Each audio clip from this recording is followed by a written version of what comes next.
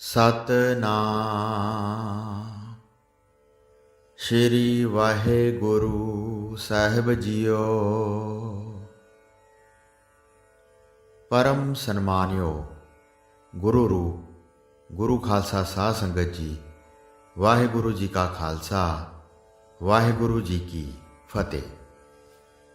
ਅੱਜ ਦਾਸ ਆਪ ਜੀ ਦੇ ਨਾਲ ਪੂਰਨ ਬ੍ਰਹਮ ਗਿਆਨੀ ਤਤ ਬੇਤੇ ਮਹਾਤਪਸਵੀ ਰੱਬੀ ਜੋਤ ਧੰਨ ਧੰਨ ਨਾਭ ਕਮਲ ਰਾਜਾ ਸਾਹਿਬ ਜੀ ਦਾ ਇਤਿਹਾਸ ਸਰਵਣ ਕਰਵਾਉਣ ਲੱਗਿਆ ਹੈ।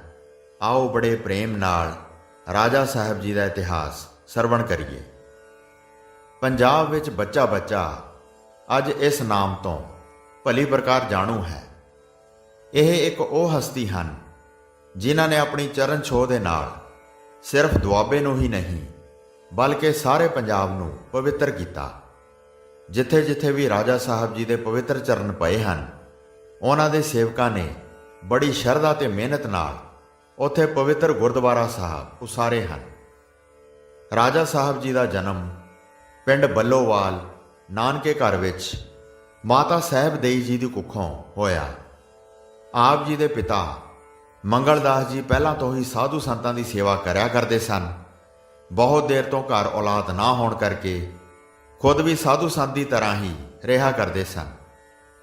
ਇੱਕ ਦਿਨ ਭਗਤੀ ਵਿੱਚ ਬਹੁਤ ਨਿਪੁੰਨ ਹੋਏ ਵੇਖ ਕੇ ਉਸ ਸੱਚੇ ਅਕਾਲ ਪੁਰਖ ਨੇ ਆਕਾਸ਼ਬਾਣੀ ਕੀਤੀ ਕਿ ਤੁਹਾਡੇ ਘਰ ਇੱਕ ਪੁੱਤਰ ਦਾ ਜਨਮ ਹੋਵੇਗਾ ਜੋ ਸਾਖਸ਼ਾਤ ਰੱਬ ਹੀ ਹੋਣਗੇ। ਦੁਖੀਆਂ ਗਰੀਬਾਂ ਤੇ ਮਜ਼ਲੂਮਾਂ ਦੀ ਰੱਖਿਆ ਕਰਨਗੇ ਤੇ ਸਾਰੀ ਦੁਨੀਆ ਉਹਨਾਂ ਨੂੰ ਯਾਦ ਕਰਿਆ ਕਰੇਗੀ। ਰਾਜਾ ਸਾਹਿਬ ਜੀ ਦੇ ਨਾਮ ਰੱਖਣ ਦੀ ਜਾਚਨਾ ਤਾਹਰਪੁਰ ਦੇ ਪੰਡਤ ਜੀ ਨੇ ਕੀਤੀ।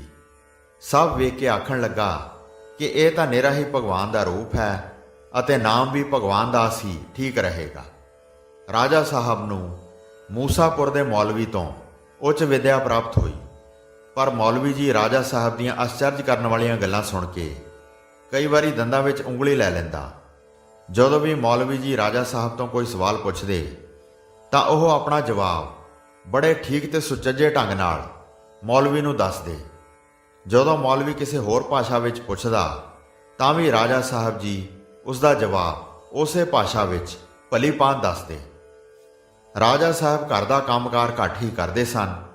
ਪਰਮਾਤਮਾ ਦਾ ਨਾਮ ਜਪਣਾ, ਸਾਧੂ ਸੰਤਾਂ ਦੀ ਸੰਗਤ ਕਰਨੀ, ਭੁੱਖਿਆਂ ਨੂੰ ਅੰਨ ਪਾਣੀ ਛਕਾਉਣਾ ਤੇ ਹਰ ਵਕਤ ਉਸ ਅਕਾਲ ਪੁਰਖ ਦਾ ਭਾਣਾ ਮੰਨਣਾ, ਇਹ ਇਹਨਾਂ ਦੀ ਖਾਸ ਖੂਬੀਅਤ ਸੀ।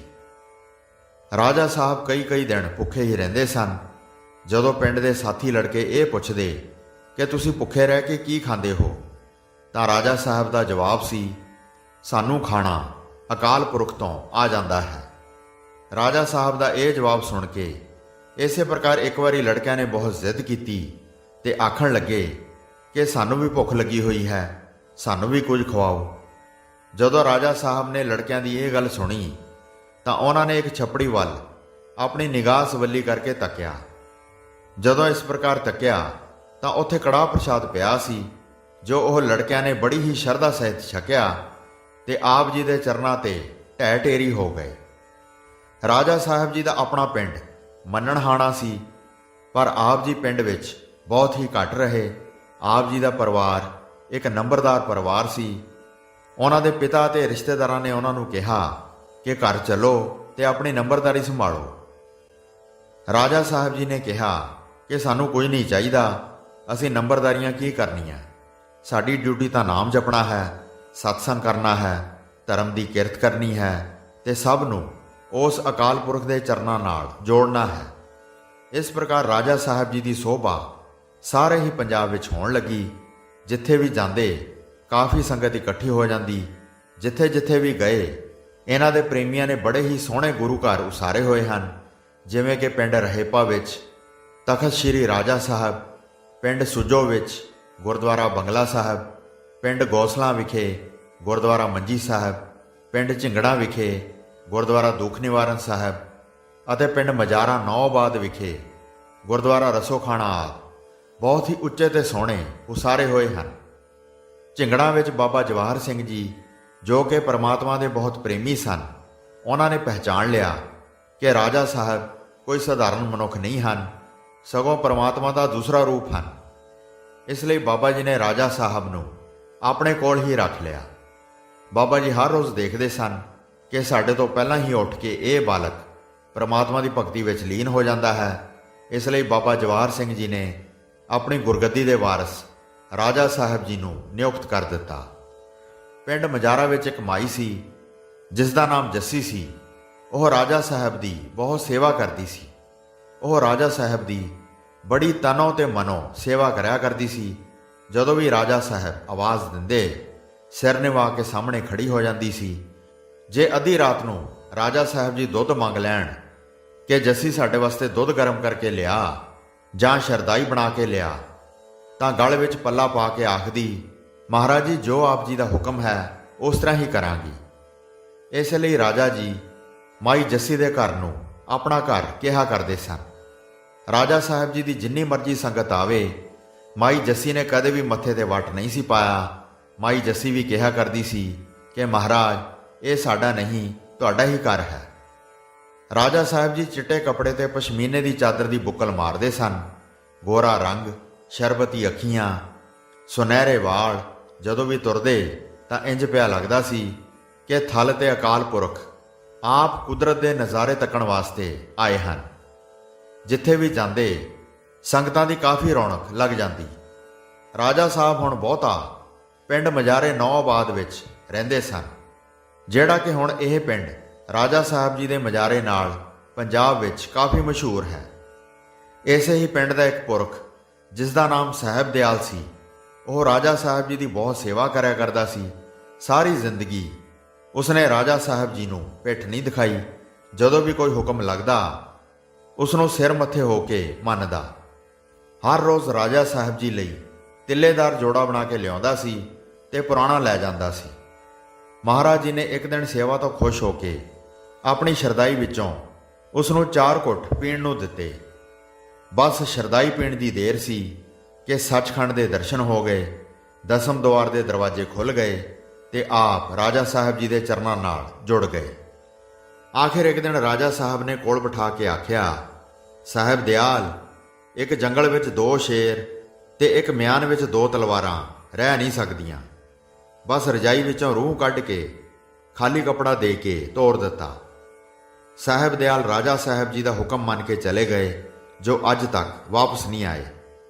ਰਾਜਾ ਸਾਹਿਬ ਦੀ ਸੇਵਾ ਤਾਂ ਬਹੁਤ ਹੀ ਸੇਵਕਾਂ ਨੇ ਕੀਤੀ ਹੈ, ਜਿਨ੍ਹਾਂ ਵਿੱਚੋਂ ਇੱਕ ਦਾ ਨਾਮ ਪੂਰਨ ਦਾਸ ਜੀ ਹੈ, ਜੋ ਮਹਾਰਾਜ ਜੀ ਦੀ ਸੇਵਾ ਚੜ੍ਹਦੇ ਸੂਰਜ ਤੋਂ ਲੈ ਕੇ ਸੂਰਜ ਛੁਪਣ ਤੱਕ ਕਰਿਆ ਕਰਦੇ ਸਨ।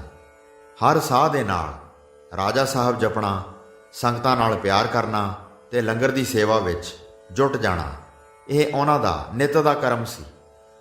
ਅਖੀਰ ਰਾਜਾ ਸਾਹਿਬ ਜੀ ਆਪ ਦੀ ਸੇਵਾ ਤੋਂ ਅਤਿਅੰਤ ਖੁਸ਼ ਹੋ ਕੇ ਆਖਣ ਲੱਗੇ, ਪੂਰਨ ਆ ਲੈ, ਅੱਜ ਤੋਂ ਤੈਨੂੰ ਅਸੀਂ ਰਸੋਖਾਨੇ ਦੀਆਂ ਚਾਬੀਆਂ ਤੈਨੂੰ ਸੌਂਪ ਦਿੱਤੀਆਂ। ਪਰ ਇੱਕ ਗੱਲ ਯਾਦ ਰੱਖੀ, ਕਦੇ ਵੀ ਮਾਇਆ ਨਾਲ ਪਿਆਰ ਨਾ ਕਰੀ। ਇਹ ਮਾਇਆ ਕਾਲੀ ਨਾਗਣੀ ਹੈ, ਜੋ ਵੀ ਇਸ ਨੂੰ ਪਿਆਰ ਕਰਦਾ ਹੈ ਇਹ ਉਸ ਨੂੰ ਡੰਗ ਲੈਂਦੀ ਹੈ। ਰਾਜਾ ਸਾਹਿਬ ਜੀ ਦਾ ਹੁਕਮ ਮੰਨ ਕੇ ਤੁਰਨ ਹੀ ਲੱਗਾ ਸੀ ਕਿ ਰਾਜਾ ਸਾਹਿਬ ਜੀ ਨੇ ਦੂਸਰਾ ਬਚਨ ਵੀ ਉਚਾਰ ਦਿੱਤਾ, ਜਾ, ਅੱਜ ਤੋਂ ਤੇਰਾ ਹੱਥ ਤੇ ਸਾਡਾ ਖੀਸਾ ਹੋਵੇਗਾ। ਮਾਇਆ ਜਿੰਨੀ ਵੀ ਮਰਜ਼ੀ ਵੰਡੀ, ਖਜ਼ਾਨਾ ਨਕੋ ਨਕ ਭਰਿਆ ਰਹੇਗਾ। ਸੋ ਸਾਧ ਸੰਗਤ ਜੀ, ਇਹ ਅਟਲ ਸੱਚਾਈ ਹੈ ਕਿ ਅੱਜ ਵੀ ਰਸੋਖਾਨੇ ਵਿੱਚ ਮਾਇਆ ਦਾ ਕੋਈ ਅੰਤ ਨਹੀਂ। ਇਹ ਵਚਨ ਰਾਜਾ ਸਾਹਿਬ ਜੀ ਦੇ ਸੱਚੇ ਹੋਏ ਤੇ ਹੋ ਰਹੇ ਹਨ। ਰਾਜਾ ਸਾਹਿਬ ਜੀ ਕਿਸੇ ਨੂੰ ਕੋਈ ਦੁੱਖ ਨਹੀਂ ਪਹੁੰਚਾਉਂਦੇ ਸਨ। ਸਭ ਦੀਆਂ ਖਾਲੀ ਝੋਲੀਆਂ ਭਰਨੀਆਂ ਉਹਨਾਂ ਦਾ ਵੱਡਾ ਕੰਮ ਸੀ। ਰਾਜਾ ਸਾਹਿਬ ਜੀ ਦੇ ਦਰ ਘਰ ਤੇ ਬਹੁਤ ਸਾਰੇ ਕੂਕਰ ਸਨ। ਜਿੱਧਰ ਵੀ ਰਾਜਾ ਸਾਹਿਬ ਜੀ ਜਾਂਦੇ ਉਹ ਨਾਲ ਹੀ ਜਾਂਦੇ।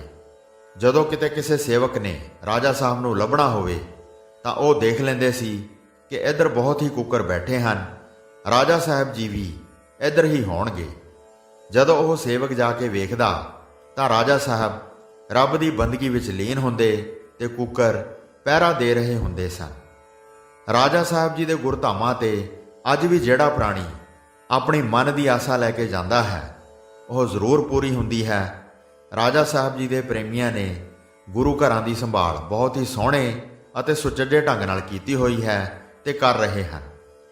ਸ਼੍ਰੀ ਨਾਭ ਕਮਲ ਰਾਜਾ ਸਾਹਿਬ ਜੀ ਦੀ ਯਾਦ ਵਿੱਚ ਇੱਕ ਹਸਪਤਾਲ ਮਜਾਰਾ ਰਾਜਾ ਸਾਹਿਬ ਵਿਖੇ ਚੱਲ ਰਿਹਾ ਹੈ। ਪ੍ਰਦੇਸਾਂ ਤੋਂ ਸੇਵਕ ਉਹਨਾਂ ਦੀ ਬਰਸੀ ਤੇ ਅਤੇ ਜਨਮ ਦਿਹਾੜੇ ਤੇ ਅਖੰਡ ਪਾਠ ਕਰਵਾ ਕੇ ਮਾਇਆ ਇਕੱਤਰ ਕਰਕੇ ਇਸ ਹਸਪਤਾਲ ਨੂੰ ਭੇਜਦੇ ਹਨ। ਦੂਸਰਾ ਹਸਪਤਾਲ ਉਹਨਾਂ ਦੀ ਹੀ ਯਾਦ ਵਿੱਚ ਪਿੰਡ ਰਹੀਪੇ ਵਿੱਚ ਚੱਲ ਰਿਹਾ ਹੈ। ਇਹਨਾਂ ਹਸਪਤਾਲਾਂ ਵਿੱਚ ਗਰੀਬਾਂ ਦਾ ਬਹੁਤ ਹੀ ਘੱਟ ਪੈਸਿਆਂ ਨਾਲ ਇਲਾਜ ਹੁੰਦਾ ਹੈ।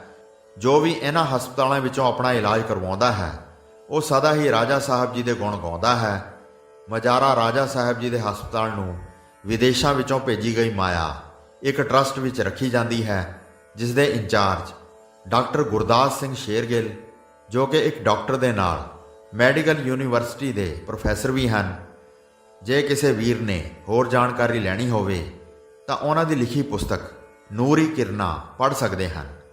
ਸ਼੍ਰੀ ਨਾਭ ਕਮਲ ਰਾਜਾ ਸਾਹਿਬ ਜੀ ਦੀ ਬਰਸੀ ਪਿੰਡ ਮਜਾਰਾ ਰਾਜਾ ਸਾਹਿਬ ਵਿਖੇ ਹਰ ਸਾਲ ਭਾਦਰੋਂ ਦੀ ਮੱਸਿਆ ਨੂੰ ਮਨਾਈ ਜਾਂਦੀ ਹੈ। ਹੋਈਆਂ ਭੁੱਲਾਂ ਚੁੱਕਾਂ ਦੀ ਖਿਮਾ ਬਖਸ਼ਣੀ ਜੀ। ਦਾਸ ਨੂੰ ਆਗਿਆ ਦਿਓ। ਵਾਹਿਗੁਰੂ ਜੀ ਕਾ ਖਾਲਸਾ, ਵਾਹਿਗੁਰੂ ਜੀ ਕੀ ਫਤਿਹ।